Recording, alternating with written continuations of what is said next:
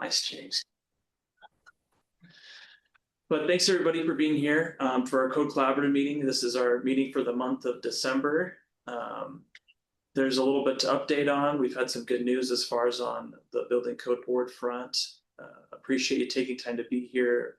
I think everyone knows everyone, but real quickly, we could do introductions. I'm Lance Sayers. I'm from the Association of Idaho Cities. I'm their policy analyst. Daniel Moskevich, Association of Idaho Cities, Member Services and Grant Specialist. Jerry Peterson, Home Energy Services. Tess, you're the first one on our screen. You want to go? Yeah, thanks. Hi, everyone. Tess Studley from NIA. Thanks, Tess, for being on. Blake? Hey all, Blake Ringeisen. I'm a Codes and Standards engineer, also at NIA. Thanks for being on, Blake. How's your family doing, man? Yeah, all good. Coming up on the little one's first birthday here in about a week, and then Christmas after that. Life is good. That is awesome. Congrats to you guys, man. I'm really glad to hear that. Appreciate it. Brett, you're the next one. Yeah, Brett Stoddard, Senior Expert. Pull the string tighter. Hey, Brett, it sounds like we couldn't hear you. Could you say that one more time? Maybe pull yourself a little bit closer to your mic. Yeah, Brett Stoddard, City of Rexburg. Thanks, Brett. Perfect. Brian. Good afternoon, Brian Imai, Government Relations Manager with the International Code Council. Good to see you, Brian. Jason. Jason Blaze, City of Boise building official. Thanks, Jason. Kevin. Yeah. Hi, this is Kevin Rose. I'm a engineer on the Codes and Standards team with Tess and Blake at NIA. Thanks, Kevin. Let's see. Damon. Yeah, I'm Damon Woods with the University of Idaho Integrated Design Lab. Thanks for being on, Damon. Greg. Greg Johnson with the Vista, engineer. Padded room is Yeah, back. Patterns back, baby. Cool. Love it, Greg. Thanks for being on, Dylan.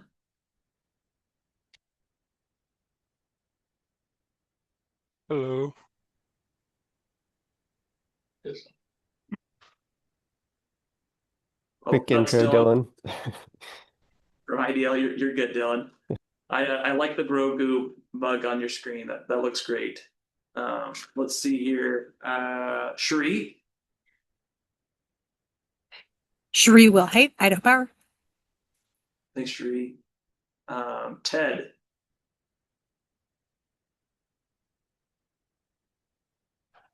Hi, good afternoon. Ted Lancey, City of Coeur d'Alene. So I think that's everyone. We should have Chad Blanco. He just emailed me just a minute ago asking to get in. So we'll keep an eye out to see if he joins us. But thanks everyone for being on today. Appreciate you just kind of introducing yourself, just as a refresher to everyone. I know Zoom meetings can kind of be hard to recall everyone that we're interacting with. But we've had some good stuff happen over the past little bit. I sent out an email last week just kind of updating things. David Freelove, who is now on the call right now, he's currently working on traveling the state, providing some trainings. So he's over in the Post Falls, Shoshone area. And then he will be doing trainings next week. We have an air balance training we'll do on Tuesday. And then we have a DT training that'll be on the 17th and 18th. So just to share that as a FYI for people, that'll be it for trainings for the rest of the year. And David and Jerry are kind of still working on building things out. One thing I'm just thinking about, Brett, since you're I think our main Idaho representative on our call today, is there anything you wanted to share about for the upcoming conference that'll be in January from, I think it's the 20th to the 22nd, right? Yeah, we'll have the training that we have for Idaho. It's called our Education Institute, and we'll be having lots of different exhibitors and vendors, and we'll have lots of training there as well. It's at the Grove, downtown Boise. So yeah, we should have we've got a good turnout so far. Hoping to make it bigger, but we're trying to educate where we can on codes and standards and building codes, fire codes, energy codes, all the above. That sounds great. Really appreciate you sharing that information with us. I know that David and Jerry will be presenting during one of those sessions. Is there anything you want to touch on from that presentation you're going to give Jerry? Okay. I think that that's kind of it as far as on upcoming announcements. Brian, is there anything from your end that would be helpful to announce or bring to our attention? I know you said most likely not, but wanted to make sure.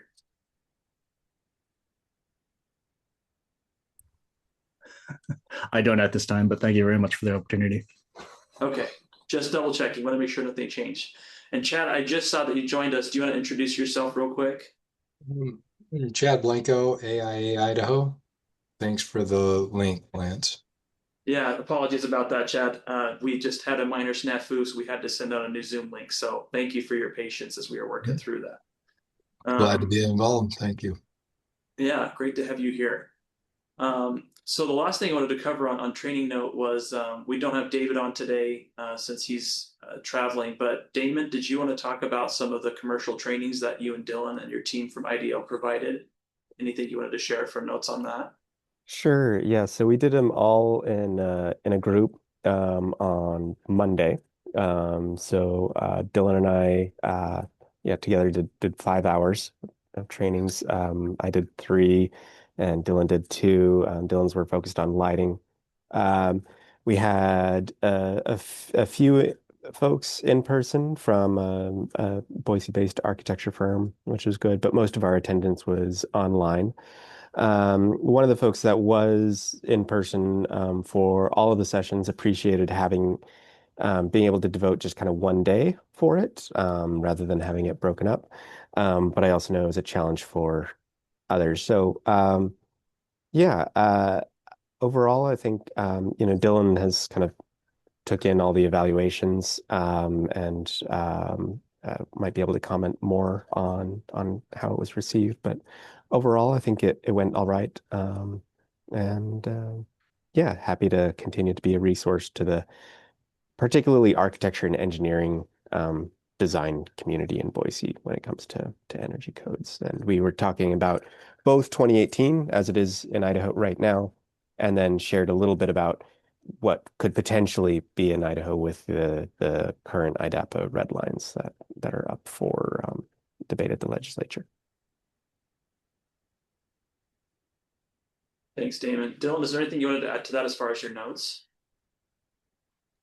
No, I think Damon covered it pretty well. Well, thank you guys. And Dylan, just wanted to echo, I'm not sure if we really had a chance to talk about it in the last call, but appreciate your efforts to gather notes from the commercial industry about the building code rules and making sure that we're incorporating their feedback and wishes when we're looking at things. So thanks to you and Damon for your efforts on that. Thanks, Damon. And Dylan, I had a quick question for you. Yeah. Just curious what kind of discussion or questions or concerns came up, if at all, during your trainings looking ahead to 2024 codes? Yeah, there weren't too many verbal feedback that is in terms of just like kind of facial expressions. There was some like, oh, okay, this is what's coming towards us. There was some just increased awareness of some of the changes, particularly, with one of the sessions that I gave was on commercial envelopes. And in 2024, there is now requirements for, air leakage testing, as well as including, details of the air barrier, throughout throughout the building, all those joints and things like that. And that's just going to be a new thing for architects in Idaho, especially on the commercial side. And so, 2021, it had it for certain buildings, but we're just leapfrogging it. So we're going from not having that to this new requirement. I think that might have one of the larger impacts on architects' time in Idaho for commercial buildings. But those were kind of the only, and those were just, very minor comments and more, just facial expressions and little hums and haws as I was going through things than like a full-throated discussion of um, uh, any of the topics.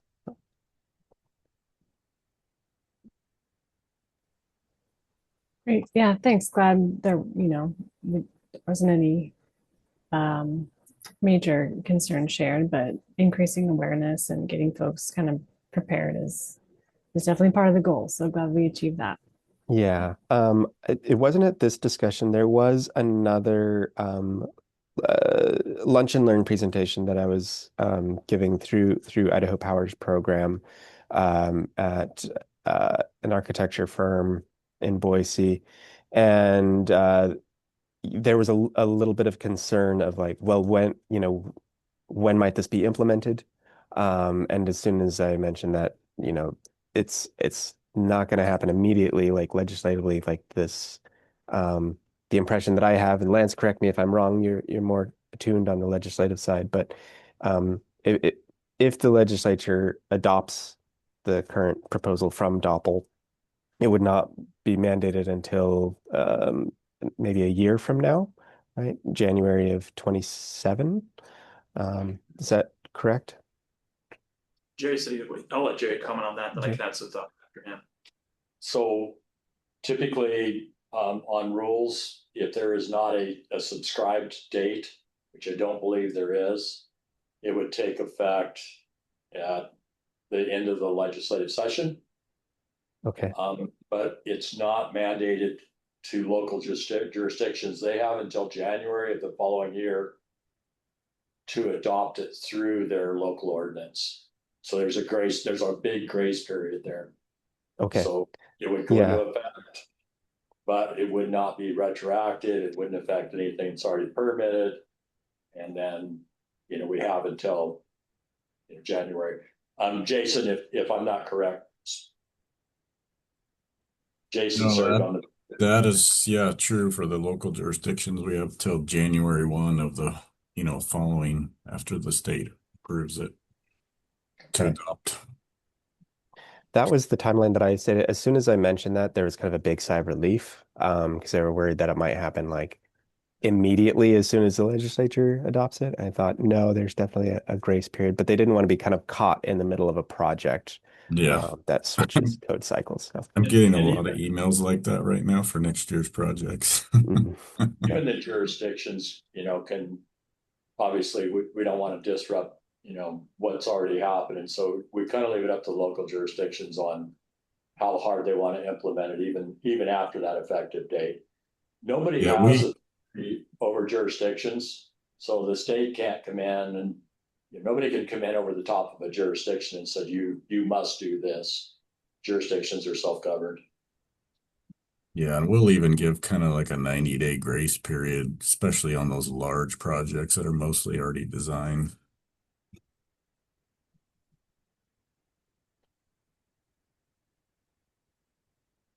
Thanks, Jason. David, did that answer your question? Was there anything else as far as on the code adoption process that you wanted clarity on? No, that helped a lot. Thank you. Well, one thing I'll make sure to just share as we're on this call is my plan is to make sure to know when these rules will be discussed in committee and make sure to let you know when it's discussed and when it moves to the formal process of going from each side of the legislature. So that way there's no confusion. And if there's any comments you want to add or if any concerns come up, I'll make sure to bring that up in the email I send out to everyone. I have a listserv that I use to update people on chat. I don't know if I have you on that listserv, but we can add you if you would like. That's just our code collaborative listserv to keep people updated. Before we move forward, though, I do see that we've had our AIC's Executive Director, Kelly Packer, joined us, and then Todd also joined us. Kelly, did you want to just introduce yourself real quick?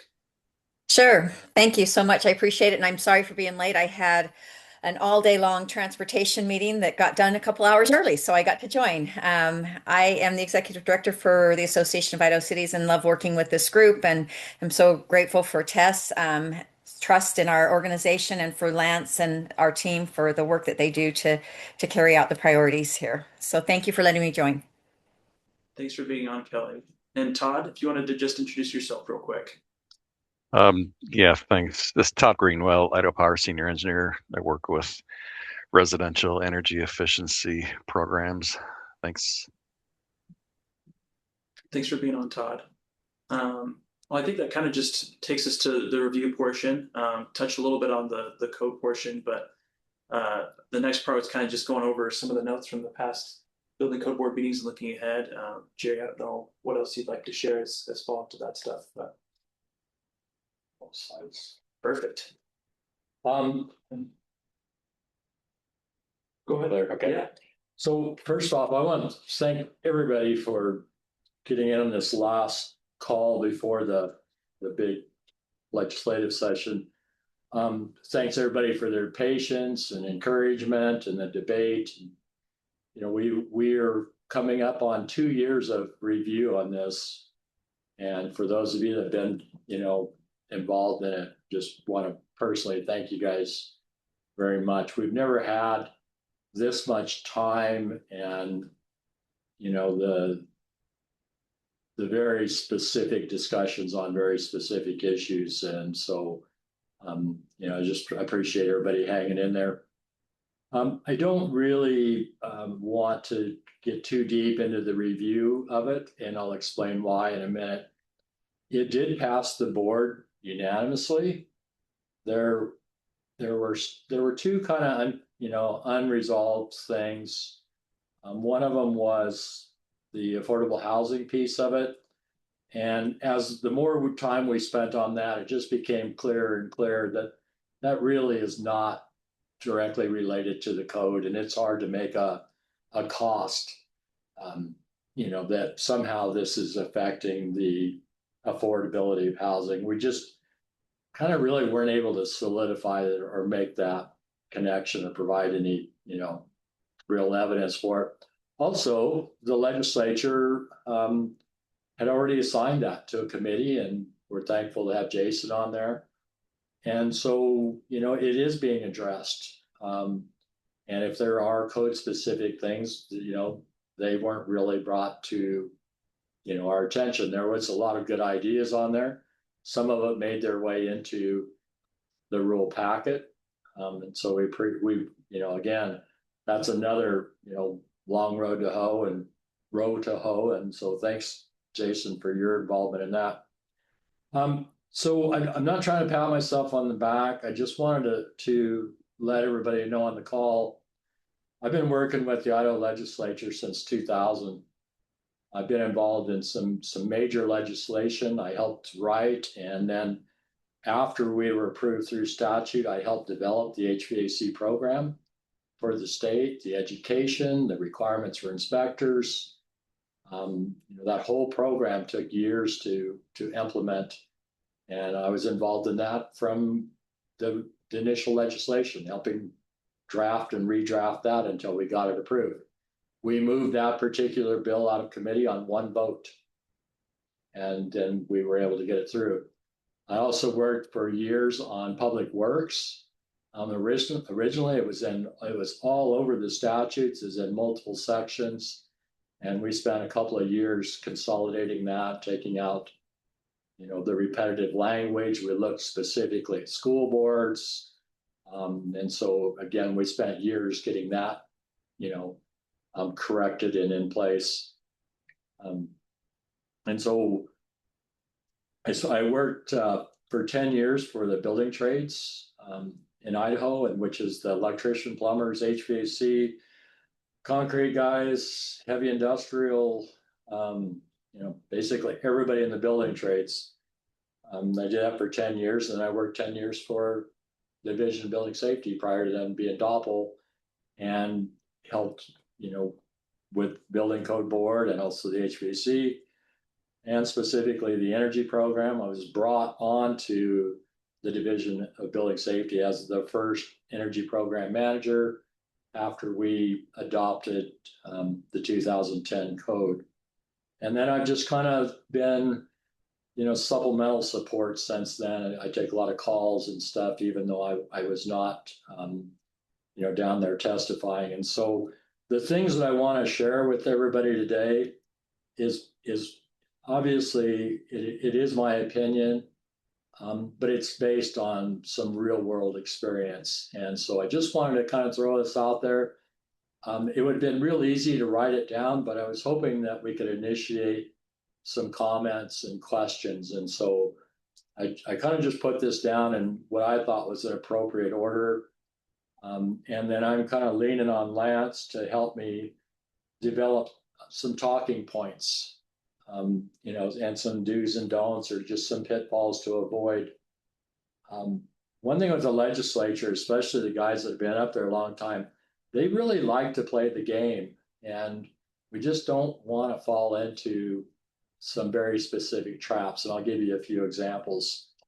The other thing, and Tess, this is what I was why I was asking for the call. I just wanted to clarify with Tess and Nia that you know, we have to be a little, we have to consider the line that's there. You know, Nia has been wonderful to work with. I've worked with him for a long time. But I don't work for Nia as a lobbyist.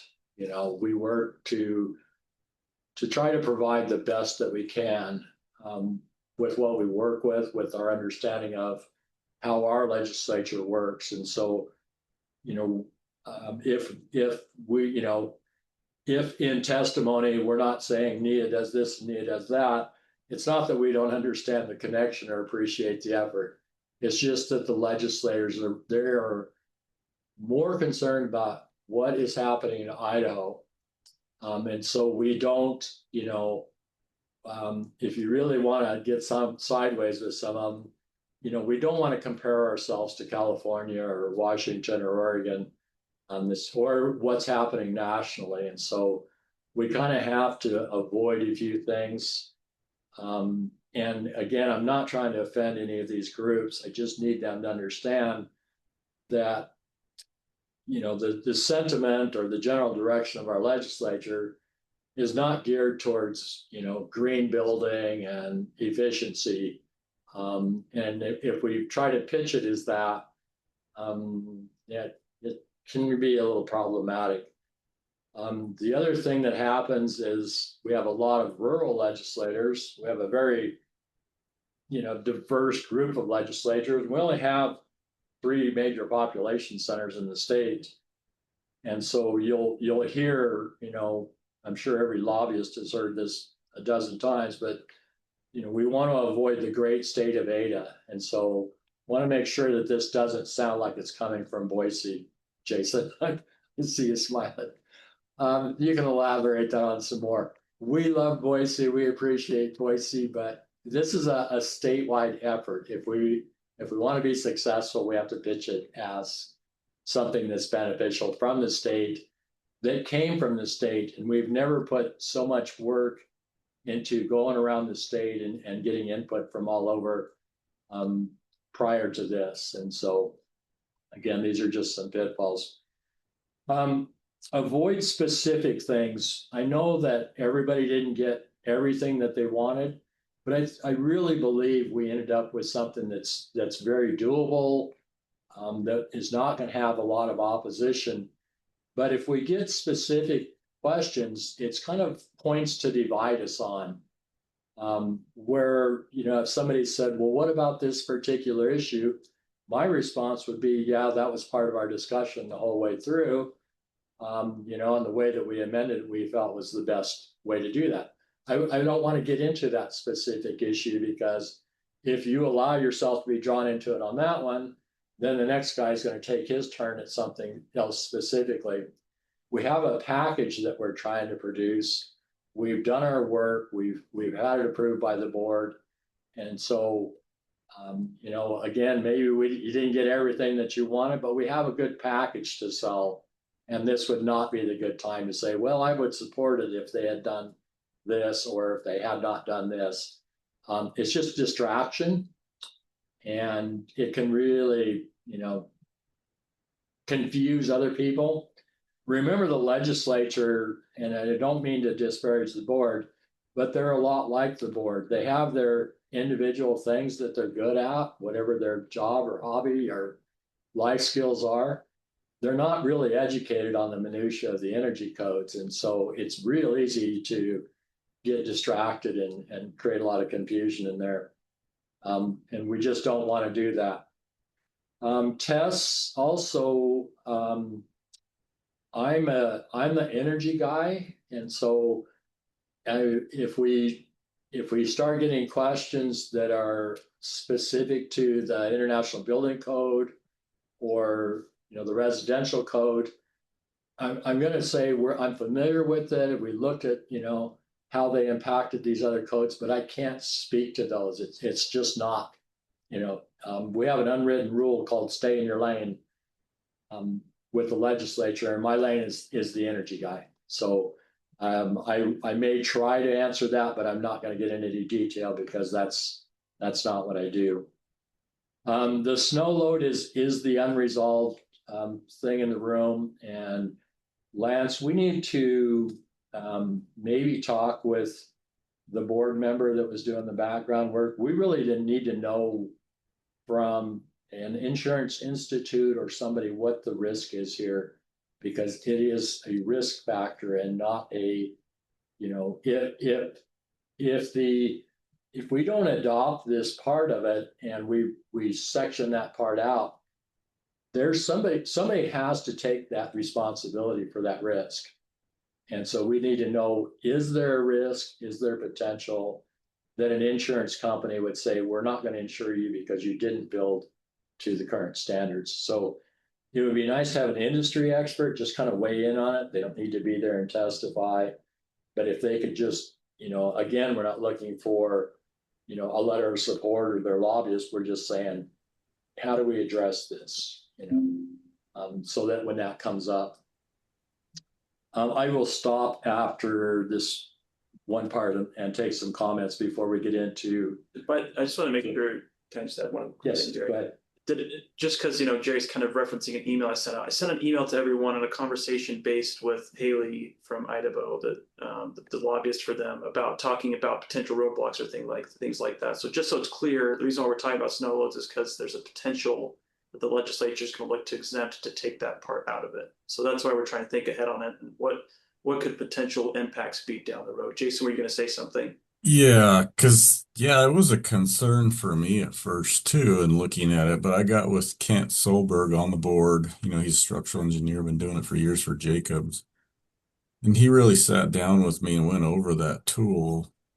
That you gotta really look at that tool when you're dialing it in per site, and you come up with this snow load that looks higher. And it is a little bit in some areas for commercial, but if you dig deep in the summary, it's lower for residential. And that was the point that I didn't understand. And you really got to know how to use that tool to dial that in. Because we were really concerned that on the residential side, the snow loads were going up quite a bit in some areas. But if you dig down in the summary and look at the IRC snow load, it is lower than what it shows for the commercial. And the commercial is different, like you said, based on that risk category. It's the risk category of the building, and it is site specific. But we went through the same thing on seismic, right? We used to have just a standard seismic thing, and they're doing the same. All these engineers are doing the same thing. They're getting very site specific, using the tool, figuring out the seismic. And in Boise, you can be C or B. We don't have one seismic zone. It's really site specific and soil specific. So I kind of get it now, and I get it from an engineering aspect. And I feel better knowing that the IRC building snow load is lower than the load you get when you run that tool. So I feel a little better about it. Thank you. And Chad Johnson. Well, I'm not an engineer, but I did have a conversation with a structural engineer that I've worked with for decades. He's very capable, and a couple of things that he referenced on the two different types of systems and I have to go back through my notes on the two different engineering solution calculations that they can use. But with the switch to the one proposed ASD, like I said, I'm not an engineer. I have to grab my notes. But basically, he's like, well, I'm going to engineer the building however I'm going to engineer it. the way that I present the calculations to meet the code, he goes, why would I use a calculation that's going to take me, several different calculations to get to the conclusion that I can do in one simple calculation? And I think that there's something in there because he's an old school engineer. He uses, an HP calculator for all of his calculations versus a computer that's generating all of his calcs. But somebody like that, it doesn't matter what the code says, he's going to calculate the building the way he's always calculated the building. And from what he was sharing with me too, is he goes, if I calculate it this way, if there's ever a problem in my calculations, I can always make it work this other way, right? So it's almost like a built-in safety factor that he looked at it in that regards. Then when we were talking about the site-specific snow loads, his conclusion is you've got all of this data that the University of Idaho has done for determining snow loads. Why are we deviating away from all of that historic information and trying to come up with something different at this point in time based off of all that? And I've missed a few meetings, so I'm not completely up to speed with everything. So I might be completely off basis, but it was just a conversation that I had in regards to that snow load. And I'm in a position where even my residential, I'm over 60 pounds of snow load, even in our lower areas. And so one of the things that I am always constantly challenged with some of the jurisdictions locally and even with plan reviewers with Doppel is they're saying you have to use the residential code. Well, the residential code will not allow me to use the residential code for structural calculations for a snow load over 60 pounds. So I'm using the IBC for the structural calculations because of the snow load residentially in my area versus, and then using the IRC for safety and rail, stair designs and things like that. So that in itself is a challenge with some of the jurisdictions, is just to get them to realize that I cannot just take a blanket and say, oh, I'm doing a house, so I'm in the residential code, or I'm doing a commercial building, so I'm in the IBC. In a heavy snow load like the Wood River Valley, I'm in the IBC no matter what for snow load. So that's all I have. Thanks. I would like So to just just chime in just as an engineer and clarifying I'm an electrical, not a structural, but I have done load calcs before. And just to clarify, just to get caught, so you don't get caught up between ASD and LFRD, basically it's just where they embed the safety factors is the difference. When whether they scale up the loads for your safety factor or whether they scale down the strength of the members. So that's really kind of the two difference. I mean, whether you do your load cases, LFRD ends up increasing your load factors versus reducing what you're allowable. So yeah, you can get different results with them both, but the different philosophies make wildly different numbers, but you get really close to the same result regardless. So, and again, please don't take offense. I'm throwing some ideas out there based on experiences. This is that you can see what happens if we bring up a specific issue. We've put this through the board multiple times, and they've had people look at it, and so what we're faced with is the rules as written, and we can't go in and amend them at this part. The legislature can approve, disapprove, or they can line item slash things out of there. But we're late if we're trying to amend it. We went through the process, and again, like I said, everybody did get what they wanted. So just keep that in mind. When I was up there, we were averaging over 800 bills a year being introduced. Some years we had 1,200.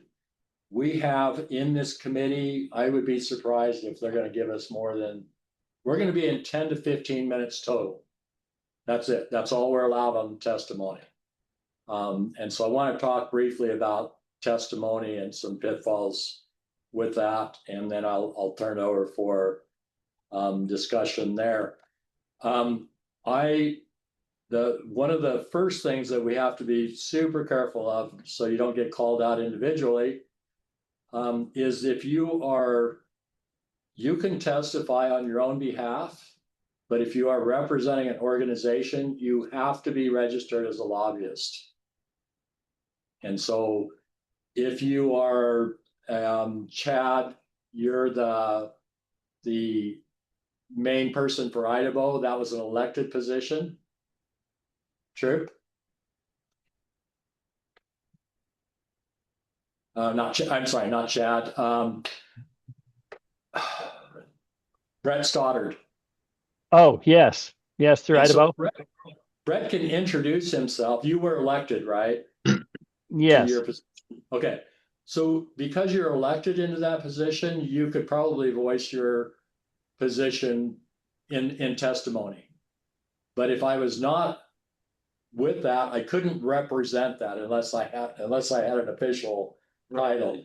So be careful when if you choose to testify, be sure not to go past your boundary on that. I know a lot of these guys up there. I don't need to represent anybody beyond myself, and I'm just going to put my stuff out there based on experience, and hope that I can provide them good information.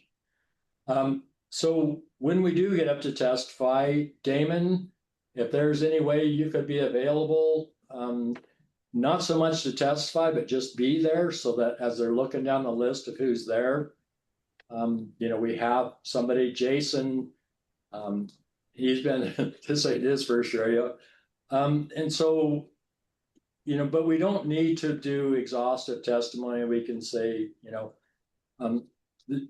I guess what I'm trying to say is if we only have 10 to 15 minutes, we don't want to have one person taking a third of that time. Just some general rules on presenting advocacy positions. Don't be repetitive. If the person in front of you already covered an issue, don't cover it again. It's just bad presentation. Keep your train of thought to 3 issues or less. Try to keep your testimony to 2 paragraphs or less. We don't have time to read pages of it. When we go to sign in, make sure we have a little bit of coordination amongst ourselves because we want to get our primary people in there, the ones that can answer the questions. They need to be called first so that we can get the information out there. If you sign up to testify, you don't have to. If somebody's already covered the issue, they'll call your name and you say, I know I was signed up, but we've already talked about it. I support, whatever it is, and let the next person present. And again, please, I'm not giving you instructions or giving you orders. This is just based on experience. And so provide general support and try not to get issue specific because they'll grab on that single issue and if somebody is not supporting this, what they'll do is they'll suck up all your time. And the longer you stand up there, that's just people that can't get up there and say their piece. If there is a problem with the snow load, we can get it sorted out. We can also put a temporary rule in. If it goes out as written and then we understand it's a problem, we're going to know about it in really short order. We can easily go back to the board, put a temporary in there and get it switched until we can deal with it in the level of detail that we need to. And that goes for anything that was changed, any amendment in there. It's not over. It's just to try to get this initial package through. One of the things that I really wanted to focus on was this is not. Do you mind if we let Kelly? Kelly, sure. Go ahead, Kelly. Thank you. I just wanted to add to what Jerry was saying because you can also submit your testimony in writing, either on their online via their online system, or to the committee secretary to have in the file if you're worried about time and that there are a number of issues you want to get in front of the committee. Just another recommendation. Thanks, Scott. Which brings me to the last part. Oh, so the main thing that we don't want to get caught in is there's a big trend or push towards less regulation. And so this is not new regulation.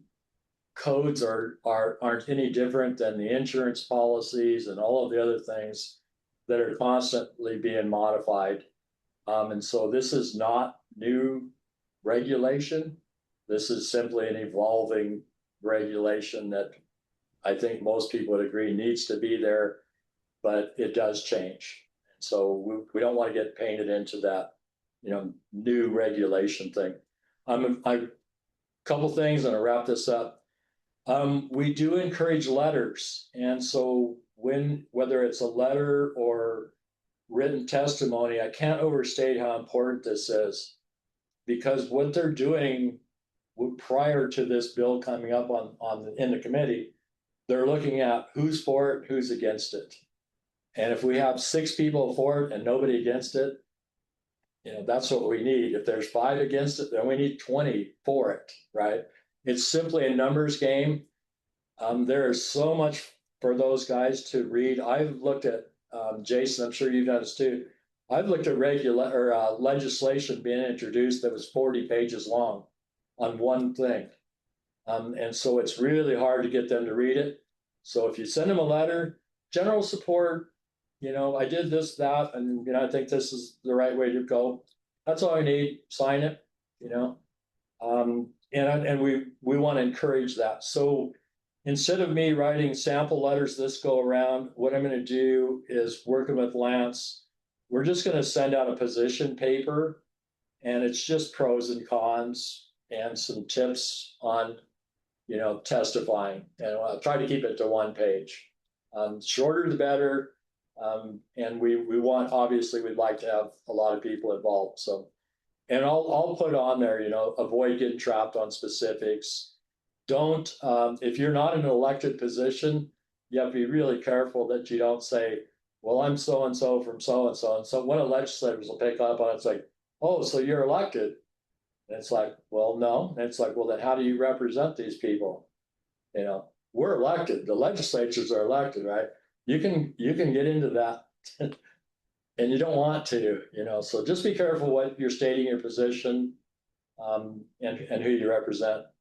And I think that's it. So as we get closer, and we don't want to do this before Christmas, you can annoy people. I guarantee you these guys are not going to read through this until maybe a few days before it actually comes up in committee. And so we want to be thoughtful about our timing on it. We'll get the information out on letters. They always do rules first before they take on any other legislation. So we know this is going to be up for consideration in early January. Probably within, I would say, the 2nd week is probably when we're going to be on it. Keep your schedules cleared if you want to testify, because they don't publish the hearing calendar sometimes until the day before, that night before. And so we're kind of leaning on Lance, because Lance has a pretty good connection and they may change it the morning of. They do it all the time. And so I have my schedule is just, I have nothing on my schedule until this gets through both the House and business. So Lance, when we put the position statement out, we'll put the links on how to contact your legislators. Right now, we only need to contact, need to be rude. We only need to contact the members of these specific committees, the Senate Commerce and House Business. As soon as it moves from those, if it moves, goes to the floor, you can take that same letter and send it to your local elected people. So we don't have to redo it, but it'll happen quick. It'll sneak up on us. It'll just be here in front of us. And so again, this is just, obviously, I try to be neutral and non-biased as we go through this. but I've been up there and watched a lot of things go wrong. And so these are just some, what I think are just some good tips on how to be effective and how not to get stuck in their little traps that they like to set. So I am more than open and welcome your comments or questions.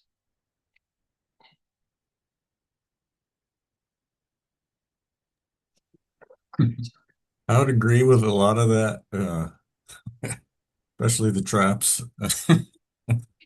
But definitely, I think on a big proposal like this too, they look for collaboration with all the organizations and groups. And if they sense there wasn't good collaboration, I've seen them say, try again next year.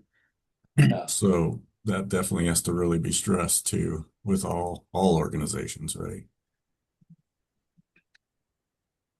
So Jason, what I was hoping we could do, so that we don't have one person kind of taking up all the time, is just, have one person address a couple issues and then the next person, so that they understand that what the collaborative is, and, that we worked with the builders and all that. It's going to take more than one person's, just hopefully.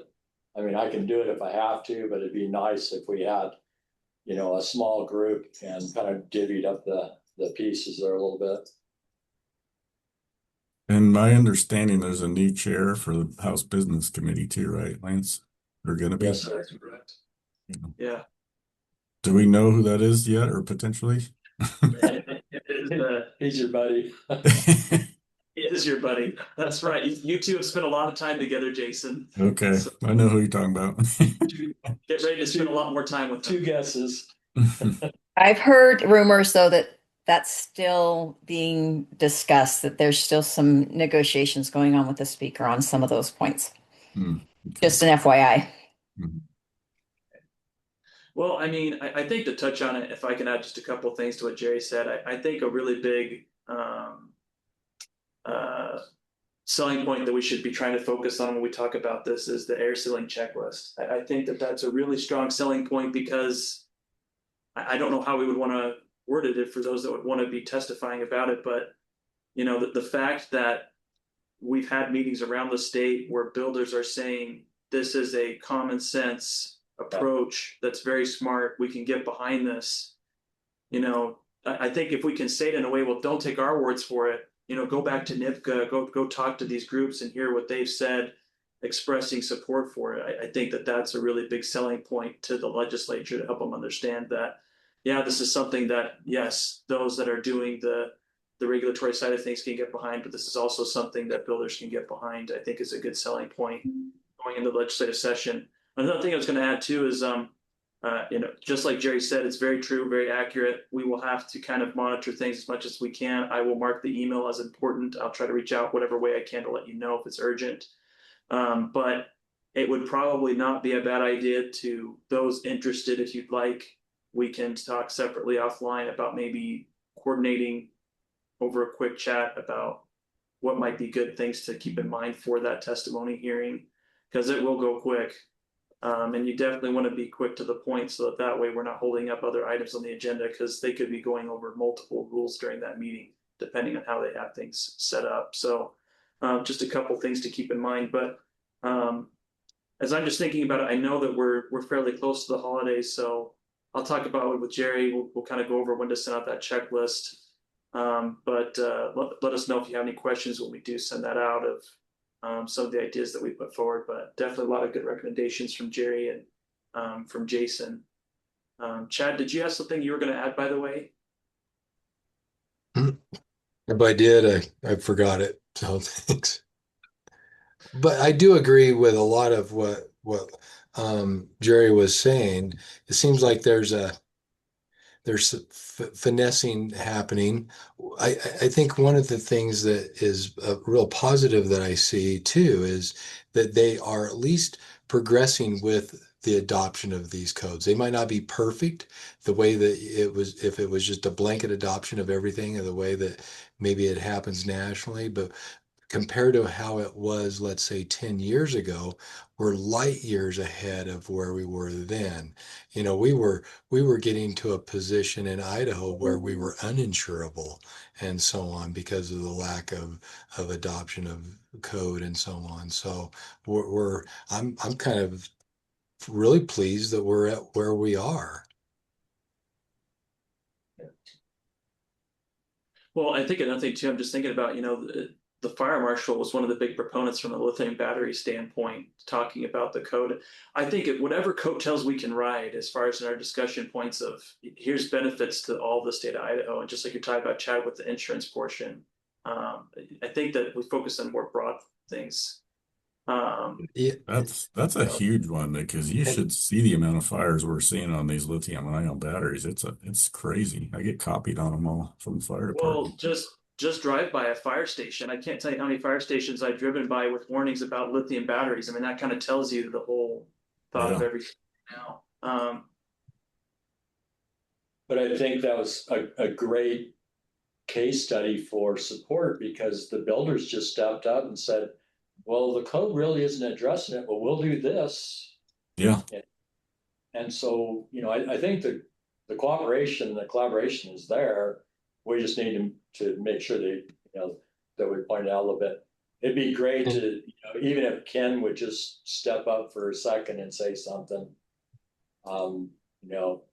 so hopefully, for those of you that weren't involved in the adoption of the 2018, we had how many people? Less than 5 people total testify, and there was no opposition against it in the legislature, and they just didn't know what to do, so they passed it. But we're hoping for a repeat. It was just kind of shocking that it went that quick and that painless. And they said, "Well, you guys are all on the same page. I guess you don't really need to dig any deeper." So it'd be wonderful if we could have that same approach again.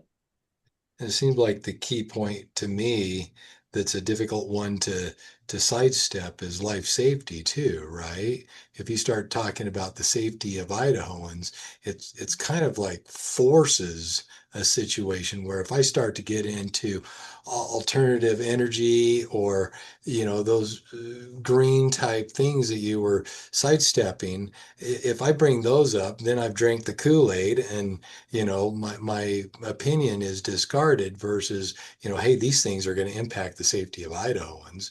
Then it forces that issue. No, well stated. Just to comment on that, because I have personal experience with ASHRAE and talking to the legislatures.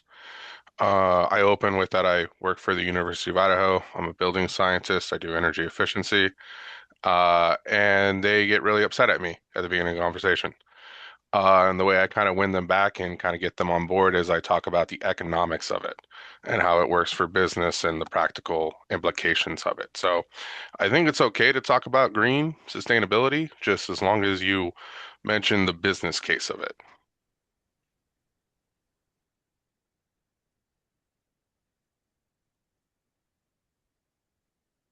Thanks, Dylan. That's all I got for now. Yeah. Thanks so much, Jerry. Appreciate you laying all this out and kind of opening up this discussion. You had a couple points early on. I just want to reiterate, as NIA, so we're definitely not in a position of lobbying. And so I agree, with your points, Jerry, about you testifying as an individual.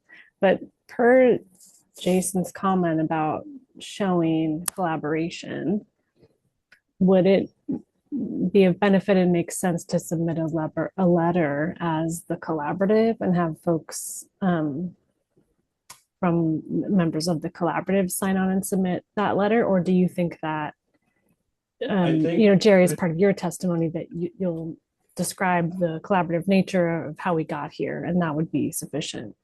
So my testimony is going to be that I have a volunteer position as a facilitator on the collaborative. And we've been meeting, for the past 2 years to review and vet the code and what our primary considerations were. And so I had planned to cover that. And then I wanted to do the air sealing thing, because that was a response that's not a cyclical code thing. That was unfinished business that we didn't get to going through the ZBR process. And so without that particular piece in there, we're kind of stuck. We don't have a good option for it. If they don't do blower door tests. In fact, we don't have an option. So that really needs to be there. And then that was kind of where I'm available for questions, and then pass the torch to the next person to do it. So all I was trying to say was just, I want everybody to know how grateful I am for all of Nia's support, but I don't want to, I need to be kind of, my business person. I'm familiar with all this. I've been doing this for a while, and we're looking at the state as a whole and what's good policy, versus coming across as being driven by, some external source when, so I think. Sure. Yeah, that makes sense. Yeah. From the collaborative, it would be wonderful. But in that little letter, if we generate one, we need to just put in there, maybe part of our mission statement and just say, we're not a decision making, we have no authority. We don't vote, this is just a place for people to share information and ideas. So we just have to be careful what we say, as far as we don't make recommendations. Our purpose is to allow an informal discussion for all interested stakeholders, kind of a thing. And I could help write that intro up, and then give it back to Lance and let somebody edit it from there. So as long as we get those talking points in there, I'm fine with it. And that would be great if we could just get, people that would just sign on to that. That would be wonderful, because you're really not taking a position. You're saying, yeah, I was part of this. And so it'd be a good way to get a number count, without, pushing everybody to try to develop a letter. So I'm happy to do that. Greg, do you have a question? Thanks. Yeah, so this is not pertaining to the energy code, so it hasn't really come up in our discussions. But there is one gap that we probably, since we have a bunch of people from the city code officials on, we should probably be aware of. There's a major problem with the International Mechanical Code regarding A2L refrigerants. And this issue exists in our current code, the 2018 and the 2024. It isn't fixed until the 2027 code. And so with the A2L refrigerants, that does create a problem that some states are scrambling to adopt amendments to address that.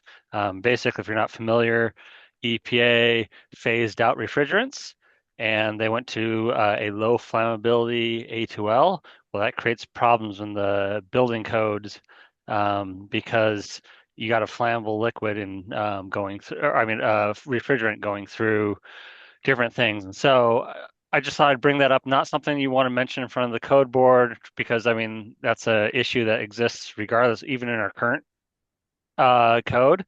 But that's something that I'd be aware of to address, and how to maybe bring language from the 2027 that draft language from that. Yes. So when we went through the ZBR process, there was very deliberate language in there, and again, it comes back to stay in our lane.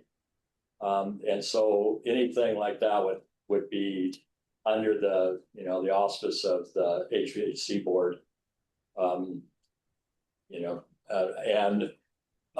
Andrew Bick had talked about, getting with the other board chairs and stuff to see, if there were cross issues in there, but that's definitely not in our, and I understand that it's related to the building code, but it's just not in our wheelhouse. So.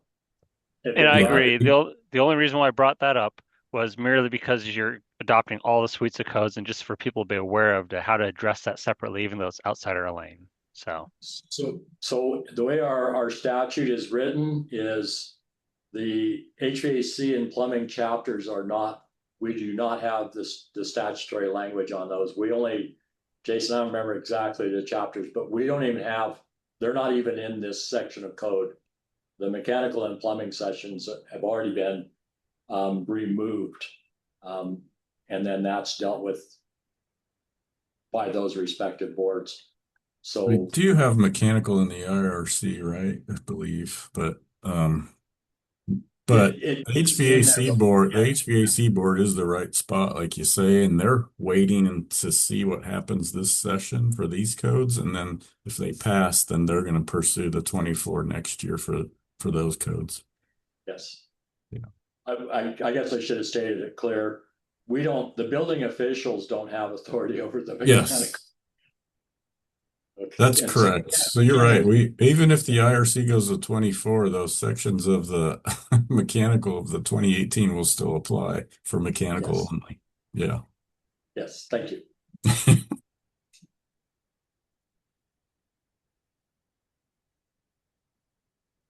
But thank you for bringing it up. I've heard that concern several times, so thanks for.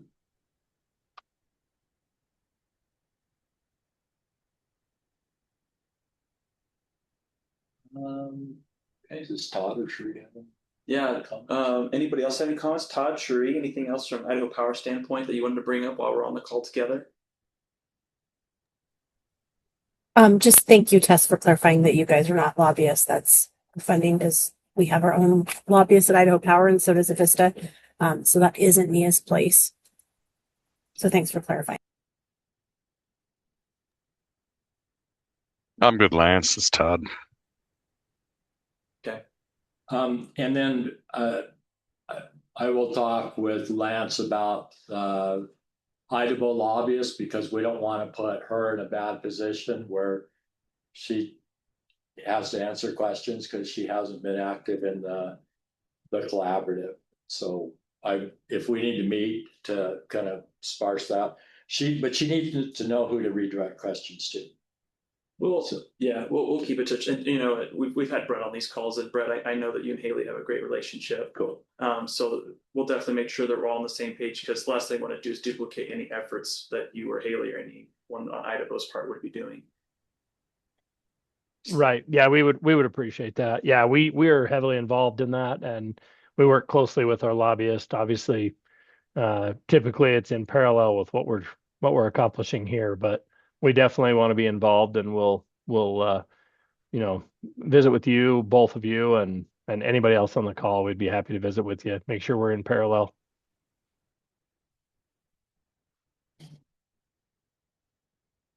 Also, one more thing, Jerry, if you are going to put together that you want collaboratives to kind of sign off on, the earlier you do that, the better, because we will have to run that through our governmental affairs. Yeah, department. we definitely want to put it out and for comment before we send it out.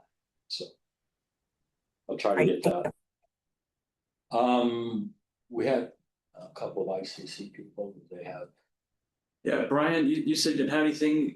Jerica, did you have anything that you wanted to add to today's meeting? In fact, while I'm thinking about it, Jerica, Brian, I sent this email out and I got a message back from Ted. I appreciated his response, but any concern from the preemption bill that's being potentially looked at the national level for the state of Idaho, or any thoughts or opinions you'd like to offer on that subject? Hey, yeah, thanks. Hey, Jerry, Lance, how's it going? Sorry, I missed the beginning of today's call. I had another one I couldn't miss. I did forward the email from you to a couple of our government relations folks, not Brian, sorry, Brian. And they were going to look into it. I don't have any feedback from them on that bill yet, unfortunately. Was that Aaron and Lisa? I sent it to Gabe and Ryan and I sent it on to Della Aaron and and Lisa. Kefren and yeah.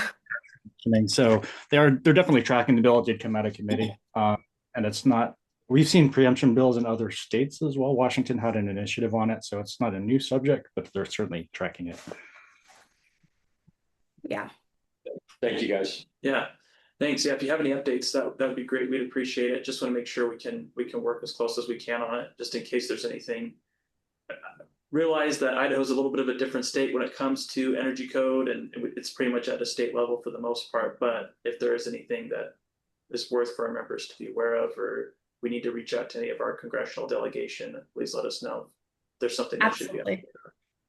yeah, we'll let you know if we have any significant issues or talking points after they've looked into it. Fantastic. That'd be great. Thank you guys. Well, I think that I've got my action items. I'll be working with Jerry, and I do just want to say thank you to each of you for being on this call. Brett, thank you for what you're doing, and just want to make sure that it's clear to everyone. Haley's working really hard to help out Idaho. She's been meeting with legislators, trying to help them understand these issues. I know that she worked on several issues last year to try to get in front and try to be helpful to making sure cities were able to be protected from legislation that just was flawed or went too far. So definitely appreciate the efforts she's doing on that front. So we'll continue to try our best to work in tandem on that. If you do have questions for me, please let me know. But I will make sure to send out that draft to everyone for your review. Hopefully we can get that out before the end of December, and then we'll keep you guys updated. Any other final comments before we bring this meeting to a close, Tess? Thanks, Lance. Before we adjourn today, I wanted to kind of look forward to next year, and scheduling these collaborative meetings. And now that things are moving into legislature and code developments slowed down a bit, I wanted to propose quarterly meetings going forward. And maybe February could be a good time for our next meeting. It will be there's a building code board meeting on February 10th, and then we presumably might be through some of the hearings in the legislature. So I wanted to put that forward to folks. Do you want to get in front of the board meeting or after? Probably after. I think it's February 10th, so. But open to other thoughts for sure. Just so everybody's aware, there's a what do we call it, a moratorium on rules while the session is in play. I just wanted to look at the building code board schedule I know it's on, I've seen it before. Has anyone seen what date, confirm what date that was? It's the 10th of February. On a Monday? I'm just kind of surprised about that because it's typically on Tuesdays. Oh no, I'm sorry. I'm looking at February 10th. My bad. I'm looking at 2020. You're right, Tess. Sorry, I was looking at 2025, and I'm like, man, they've never met on a Monday. We're moving to the next year already. So are you? I'm fine with repeating this year, Tess. I can go back and watch my team win the Super Bowl again. So would that mean we're looking at February 12th?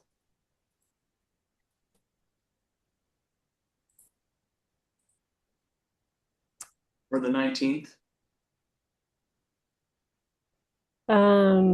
Yeah, I think we've done them have we typically scheduled them on the last Thursday of the month?